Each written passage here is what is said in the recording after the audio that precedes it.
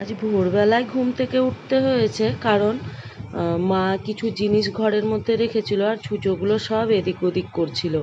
যদিও কিছু খাইনি। তারপরে সকালবেলা বেশ ঠান্ডা ঠান্ডা হাওয়া ছিল, সকাল সকাল স্নান করে পুজো করে একটু মন্দিরে পুজো দিয়ে আসলাম। আর এই যে সব ভোগ, হাতে গোটায় সিঁদুর লাগা।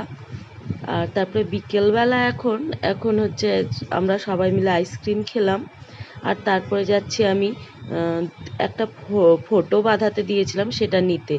আর আজকে মা বাবা বোন চলে যাবে বাড়ি, মানে দেবীপুর কীর্তন আছে ওখানে, সেই জন্য। আর আমি পরে যাব। এই যে সবাই বেরোচ্ছে আর গাড়ি চলে এসেছে। আর ওরা চলে যাওয়ার পরে আমি একাই থাকলাম আজ বাড়িতে, আর বসে দেখছিলাম টিভি। আর তারপরে রাত্রেবেলা এই যে তোমাদেরকে দেখাচ্ছি, এই ছবিটাই নিয়ে আসলাম। আর এটা আগে করতে দিয়েছিলাম, যেটা আমার পছন্দ হয়নি, তবু নিয়ে আসতে